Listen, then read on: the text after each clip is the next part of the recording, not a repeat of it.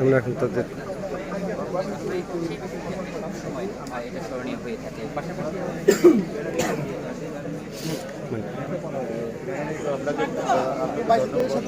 আর এই ন্যায্য অধিকার আদায় করার জন্য বাংলাদেশের কোনো ছাত্রকে, কোনো জনতাকে যেন এই নির্মমভাবে অন্যায়ভাবে যেন জীবন দিতে না হয়, এটা আমার প্রত্যাশা।